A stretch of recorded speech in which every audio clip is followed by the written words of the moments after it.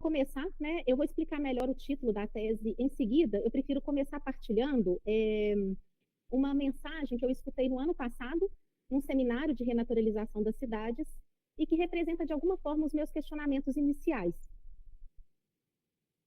São Paulo é uma senhora de quase 470 anos que tem obesidade porque ela cresceu mais do que devia. Tem as artérias congestionadas por trombos metálicos e, portanto, sofre de períodos de isquemia e pode ter infartos. Ela também tem diarreia aquosa nos rios. E quando não chove, ela desidrata e faz febre. E quando chove demais, ela inunda e faz edema. A ilha de calor central urbana e as inundações em São Paulo poderiam ser combatidas muito bem, mesmo com a poluição, com o uso de implementação verde. Isso é uma fala do professor e médico, né, Dr. Paulo Saldiva, e eu trouxe porque eu gostaria, né, de pensar que a cidade, né, a sugestão da pesquisa, é um organismo. E da mesma forma que esses sintomas são percebidos em São Paulo, eles também são percebidos em outras cidades, até justificando o fato de trazer um estudo de caso em Marrocos, né, numa capital que tem um potencial, e mostrando também que a cidade é reflexo da nossa sociedade e de uma forma, de um sistema de governança. Isso nos traz também um potencial das nossas paisagens serem os lugares de vida, sendo instrumentos de civilizatórios ao nosso dispor. Também entra em congruência essa cidade como organismo urbano da paisagem como sistema e como produto, em que qualquer ação imposta nesse local pode ter uma reação igual, daí esses sintomas que são percebidos. Dessa forma, eu trago alguns conceitos chaves que foram sistematizados pelo título, justificando o estudo de caso potencial, que é uma cidade verde, desde 2010, Rabat é a capital do Marrocos. Ela é considerada pela paisagista Múnia Benani uma cidade paisagem ideal, patrimônio da Unesco desde 2012, cultural, e é uma paisagem urbana histórica. Além de ser capital e referência para o próprio país, ela tem um compromisso com uma Carta de Meio Ambiente desde 2011 e atualmente está em realização de um plano de mobilidade sustentável e acabou de implantar um novo plano diretor que ainda está em homologação. Para a questão de uma Rabat biofílica, a gente entende o design biofílico como uma proposta que visa transformar a nossa interconexão com a natureza, com os outros e conosco, por meio de estímulos que mudem padrão em nosso ritmo de vida, valores, hábitos e incentivam uma interação frequente, intensa e permanente com o mundo natural. Para a vegetação como um elemento estruturador, a gente vai não só usar um protagonista, que é o sistema de espaços livres, mas o planejar com a paisagem, que traz outras nuances e outros aprofundamentos nessa análise, e a infraestrutura verde como resposta funcional. Então, o sistema de espaços livres ele é protagonista, principalmente na dimensão humana, mas ele não está só nessa estruturação da paisagem. Também buscamos a terminologia paisagem salutogênica para ressaltar os aspectos de promoção de saúde a partir do verde urbano e seu valor estruturante na paisagem como parte desse planejamento resiliente e voltada para a saúde, também dos ecossistemas e do bem-estar humano. Para a ecopositiva, entende-se a promoção dos serviços ecossistêmicos, suporte e regulação por um foco de uma questão mais regional, e também a relação homem-natureza, que é muito importante na dimensão humana dessa tese, para a pessoa, para a promoção dos serviços culturais, e que vai necessitando aí ganhar mais projeção e agregar os objetivos do desenvolvimento sustentável. E, por último, no quesito biofílica, referente ao design biofílico, uma cidade biofílica objetiva promover um sistema urbano que seja integrado, contínuo, justo e inclusivo. Então, privilegia essa oferta de diversidade ambiental, conexões verdes urbanas e prestação positiva dos serviços ambientais. Então, essa tese foi estruturada em 7 capítulos, tendo a apresentação como o levantamento preliminar. Foram 2 anos e meio que eu morei no Marrocos, então eu tive um campo bem longo e colaborativo. E, além da introdução, eu tenho um capítulo teórico, um capítulo metodológico, da abordagem metodológica proposta por essa pesquisa, um capítulo da apresentação do contexto do estudo de caso, que é Rabat, 3 capítulos de análise e um último capítulo, que são as recomendações desse planejamento restaurativo com as considerações finais. O objetivo geral foi compreender essa influência do verde, né, essa implementação verde que traz aí o professor Paulo Saldiva, influência do verde no bem-estar e na saúde, buscando formas de reconhecimento do sistema de espaços livres como ponto-chave do bem-estar humano, a partir da inclusão de indicadores biofílicos para gerar maior equidade nos sistemas naturais visíveis e acessíveis às cidades e maior qualidade da paisagem e dos espaços públicos vegetados. A nossa hipótese é de que a distribuição e a qualidade da vegetação são igualmente essenciais à presença direta, medida normalmente pela quantidade, na estrutura urbana, para alterar positivamente a qualidade de vida e assim influenciar na saúde mental e física das pessoas. Por saúde, a gente tem duas questões de pesquisa que eu já vou buscando responder enquanto apresento. A primeira é qual seria a contribuição dos espaços verdes públicos para uma condição de vida mais saudável. E aí a gente precisa, então, entender o que é saúde, e a gente tem a definição da Organização Mundial de Saúde, que é um estado completo de bem-estar físico, mental e social, e não somente a ausência de enfermidades, afecções e enfermidades, mas também a gente complementa a definição, né, do pai da medicina, Hipócrates, que é uma homeostase, que corresponde a um equilíbrio, tanto biológico, mental, que aí entra o campo emocional, social, ecológico e espiritual. Nesse sentido, a gente desenvolveu um estudo com base teórica no que é corrente da exposição às vias em que a exposição às áreas verdes resultam em desfechos na saúde, e a nossa contribuição foi procurar entender as respostas em saúde através dos diversos corpos. Qual é o resultado no corpo ambiente?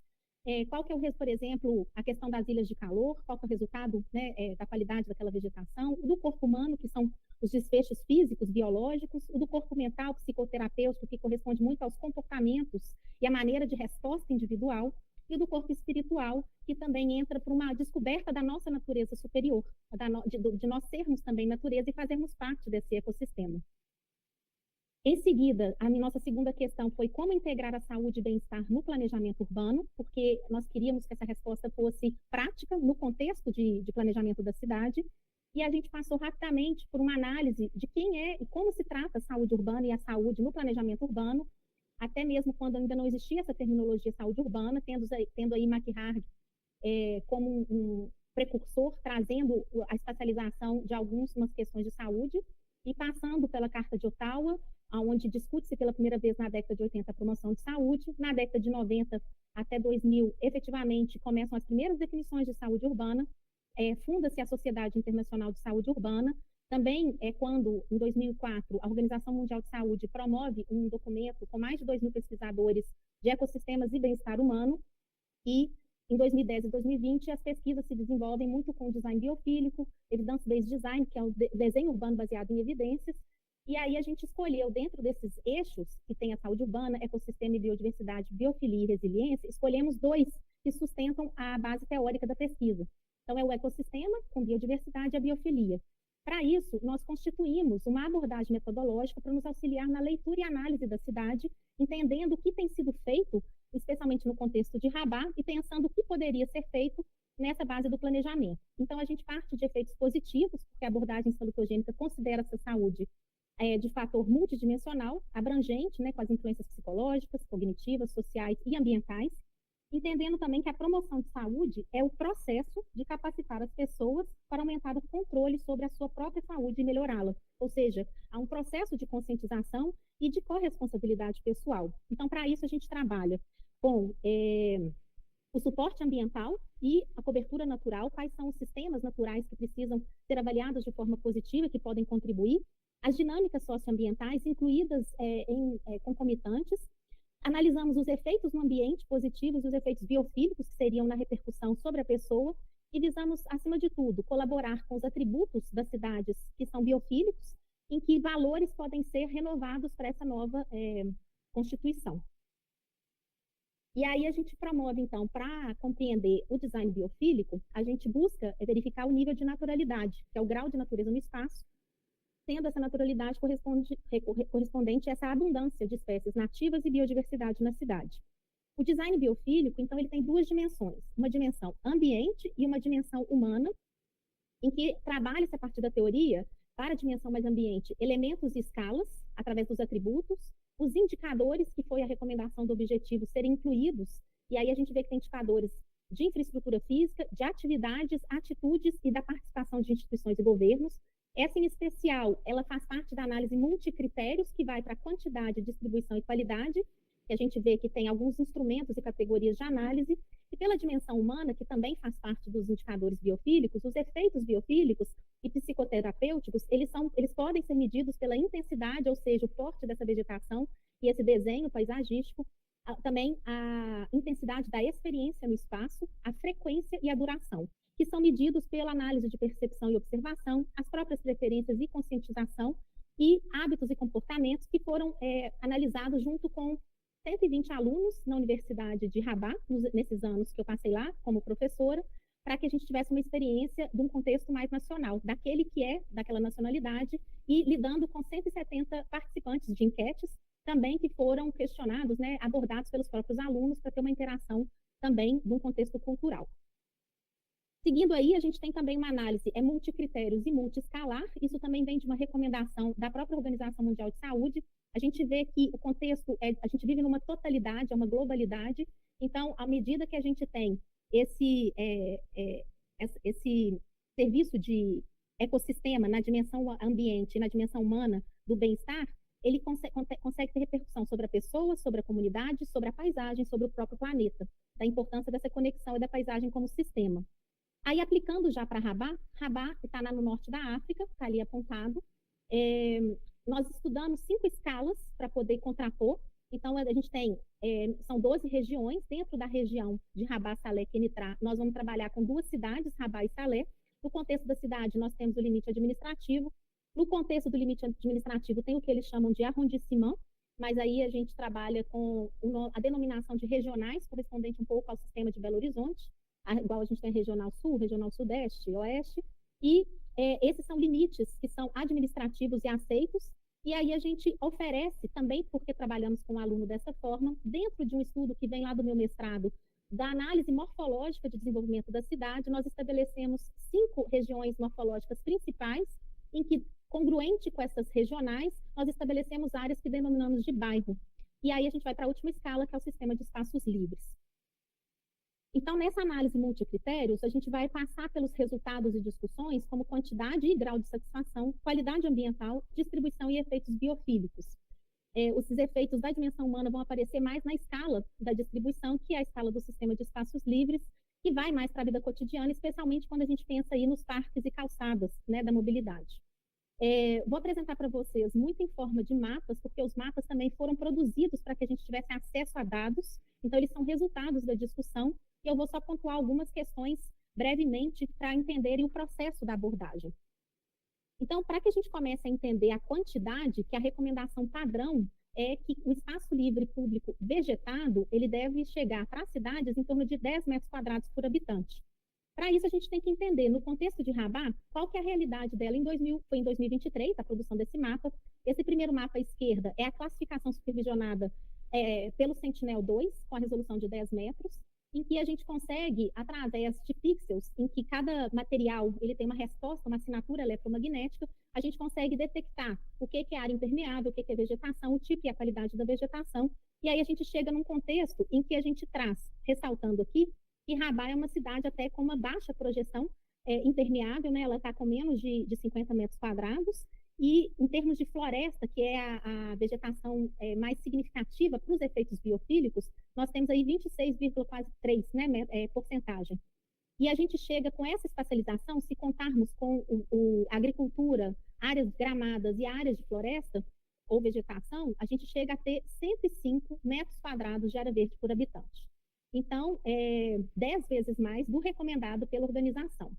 Mas na nossa hipótese, a gente fala, mas e a distribuição e a qualidade? Quais são as repercussões que isso tem para que precisem ser consideradas no planejamento? Então, a gente vai para também um mapeamento de temperatura de superfície, para conseguir entender qual que é a resposta que esses materiais e que essa qualidade de vegetação tem para a cidade. E aí a gente vai verificando, não sem surpresa, que as áreas que são descampadas, que não estão vegetadas, principalmente nas encostas, ou áreas ainda de agricultura, elas possuem uma resposta de um maior aquecimento de superfície, podendo promover ilhas de calor. É natural para a agricultura por causa do tempo de colheita, mas para áreas descampadas não é assim tão natural. Isso pode nos mostrar como privilegiar determinados projetos. Por exemplo, tem projetos que são pensados para essa área de encostes e taludes, mas que ainda não foram realizados. Desde 2010 são projetados e ainda não foram realizados. Então, pensar de uma forma mais global e pensando nas respostas do aquecimento global é importante. Outra questão também está aqui na costa marítima e nessa área central aqui, que é uma área com intensa, uma rodovia, né, um anel rodoviário. E, passando para frente, a gente começa, então, as primeiras discussões com relação a essa vegetação. Primeiro a gente falou da quantidade, mas a gente quer falar da qualidade da quantidade. Então, quando a gente mede o que cada regional oferece em termos de agricultura, de floresta e de grama, a gente vai entender que a gente tem até um predomínio dessa área florestal, mas olha a diferença que é pensar em escalas, porque a escala do planejamento urbano, ele trata, inclusive com os dados de população, ele trata em regionais, não em escala de bairro, e aí generaliza tecidos urbanos muito diferenciados. Então, quando a gente compara um e outro, a gente vê algumas questões importantes, porque tem diferenças muito grandes em áreas menores. Então, a gente percebe, por exemplo, que esse bairro Agdal aqui, ele foi projetado para ser que nem esse Suíci, extremamente em uma cidade-jardim. E com o desenvolvimento urbano, ele perdeu essa vegetação que é muito inerente ao sistema de espaços livres privados.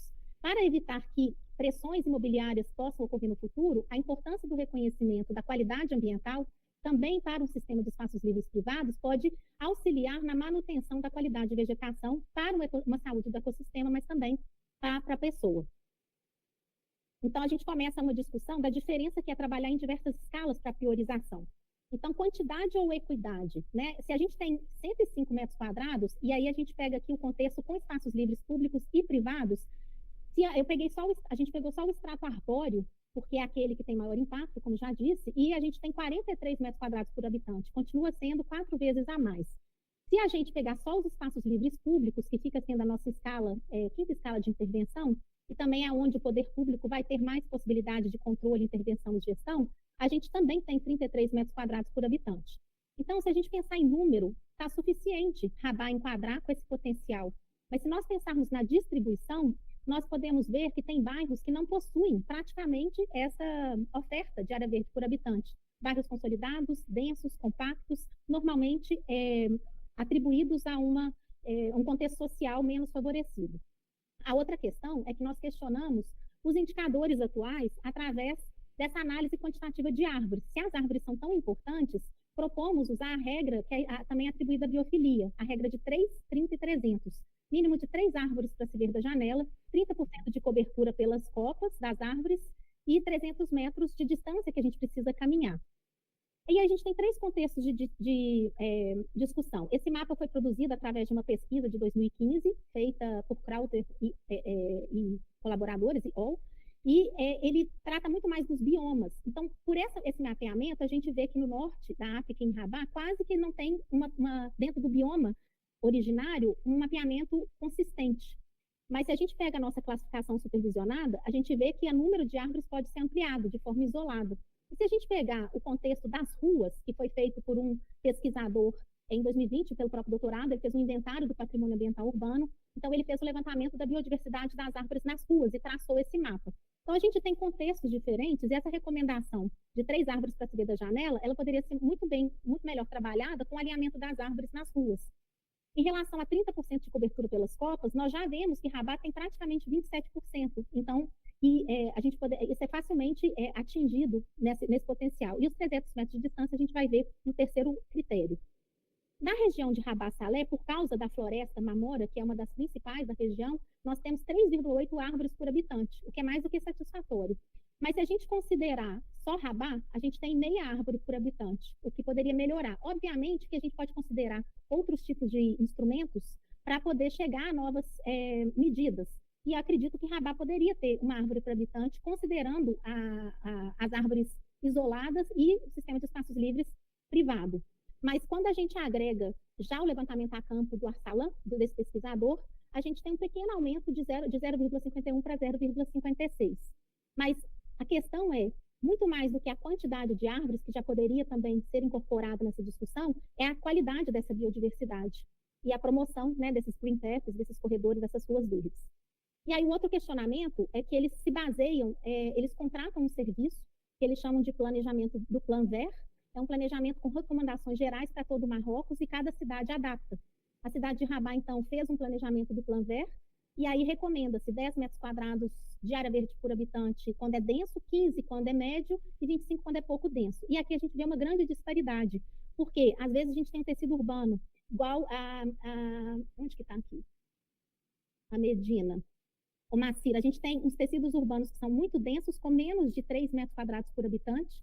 Tudo que está em vermelho é os que não conseguiram respeitar a recomendação do próprio Plano Verde da cidade, embora a gente tenha números muito altos quando considerados toda a cidade, e a disparidade é que justamente os tecidos urbanos menos densos, eles chegam a ter, olha só, 700 metros quadrados por habitante, ou 300, ou 200, ou seja, aqueles que já têm menos densidade têm muito acima daquele desejado. Então, é algo para ser pensado também. E aí, por último, a gente vem aqui nessa percepção e satisfação dentro da quesito qualidade, que também vem a dimensão humana. Aqui foram os locais e as entrevistas, as enquetes que ocorreram pelos alunos, e aqui é o resultado dos 120 alunos andando pelas ruas e traçando as percepções e perguntando para as pessoas o que elas sentiam através da vivência desse espaço livre, público. E aí, 20 pessoas falaram que não estão nada satisfeitas, 30 estão muito satisfeitos e 50% estavam um pouco satisfeitos. O que significa que pode haver uma expectativa, mesmo que inconsciente, do que deveria ser esse espaço público ou adaptado ao perfil aquele usuário. Se é jovem, se é mais velho, se é mulher, se é homem.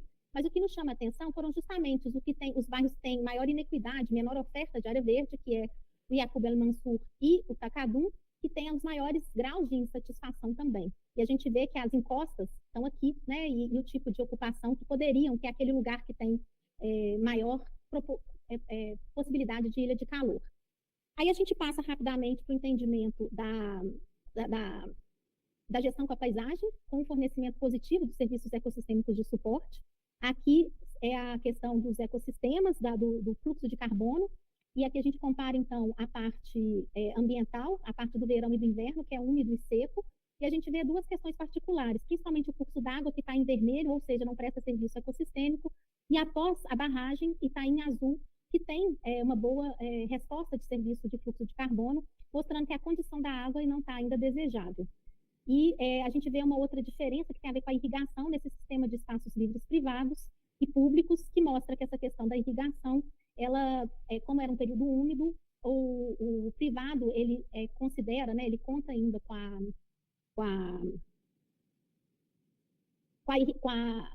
chuva, né, com as questões naturais, e o público, ele continua com uma irrigação artificial, ainda que de água cinza. Aí a gente tem 3 quesitos que a gente olha nessa qualidade ambiental, que é também a questão do suporte de relevo e de uma trama verde e azul. Então, a trama azul, que é considerada pelos rios e pelo oceano, a gente sugere que possa ser também pelo Topographic Water Index, que é onde tem maior acúmulo da drenagem macro-urbana, acúmulo de água de maior umidade. A gente vê que ela passa especialmente naquela área de ilha de calor e que ela atravessa a cidade sem que o desenho paisagístico urbano considerem essa linha de drenagem. A métrica da ecologia da paisagem é uma teoria que nos ajuda a compreender se a massa de vegetação ela está suficientemente resguardada, se as bordas estão sendo já invadidas ou fragilizadas pela urbanização, e se os corredores verdes têm a possibilidade. Então, a gente traça aqui, a gente vê a comparação de 5 anos, como que a vegetação vai se perdendo, então as massas também estão sendo menos protegidas num raio de 200 metros, nos corredores no raio de 500 metros de distância dos fragmentos, e as bordas, como que elas vão desaparecendo com a expansão urbana. Então, nos últimos 5 anos, é pouco tempo para ter tamanha variação. E aí mostra um outro olhar de, temos muita vegetação, mas qual que é a gestão dessa manutenção, com que olhar? E aí a gente vai para uma síntese das potencialidades em que o TWI nos proporciona verificar também a possibilidade de inserir uma trama azul dentro da cidade e os riscos e potenciais que trazem esses olhares para a gestão. E aqui o último quesito, que vai ser o quesito da distribuição, em que vinculado ao sistema de espaços livres, em que aqui a gente olha o olhar das instituições. O que está em azul aqui são as que possuem um raio de até 5 minutos, área verde muito próxima, que traz benefício. E aqui nos pontos de ônibus, o que está em verdinho, e são menores as quantidades, se tem um jardim próximo dos pontos de ônibus que poderia favorecer. Estudos falam que aumenta o número e a velocidade das pessoas em até 90 minutos por semana, quando tem maior oferta de área verde junto com pontos de transporte público. Só para mostrar que a gente teve essa análise em escala da rua, com os alunos, e mostrando, às vezes, o desconforto, a falta de sombreamento, ou a existência de equipamentos públicos que favorecem isso. E a gente chega aí no perfil desse habitante que estava usando o espaço, em que a maior parte moram, e os que frequentam os lugares são a maior parte que moram ali, ou estão de passagem, ou que são perfis diferentes. ou que têm uma boa percepção, confirmando aí a evidência da biofilia, de que de fato se sentem melhores e que têm, às vezes, até uma consciência boa do que é que fazem sentir melhor. Então, só 5% não sabe identificar. Também o perfil desse usuário, todos, e quase em geral, querem 90% ter alguma coisa de água no espaço público e gostariam de ter um jardim perto de casa, confirmando o padrão do Pocket Park. Outra coisa interessante foi como que eles são influenciados pelo meio. Então, as pessoas que queriam árvores mais altas eram aquelas que já estavam próximas de áreas mais arborizadas dos bosques urbanos. Isso também pode demonstrar o quanto nós somos influenciados positivamente pelo meio, podendo tornar a cidade como algo educativo. Então, a gente chega aí para um planejamento restaurativo com duas ofertas, um ecológico e um biofílico. O biofílico, ele é sobreposto ao ecológico, ele é qualitativo em forma de tipos de parque. Os principais corredores e respostas em relação à questão dessa trama verde e azul podem ser definidas, separando principalmente o que pode ser mais preservado e biodiverso, usando aí um espaço livre privado em concomitância, se for da vontade do governo, e um espaço livre mais cultural, mas que também tem que ter alguma qualidade ambiental. E aí a gente vai para as considerações finais, os resultados esperados, né? A gente buscou adequações, então é possível de fazer essa gestão. Algumas evidências foram geradas e percebe-se que os espaços livres podem constituir, sim, esses elementos que possibilitam essa integração, e a contribuição com esse debate se deu através da nossa proposta de verificar qualidade, quantidade e distribuição, em que a gente comprova que faz muito efeito ter essa concomitância, tanto pelas ilhas de calor, pela iniquidade da oferta, pela mobilidade ativa e a relação com as calçadas. Alguns desafios foram os dados não adquiridos, mas que não reduziu, ou que a gente teve que adaptar, às vezes dados de 2009, não teve prejuízo real, porque queríamos aplicar um exercício, um método, uma metodologia.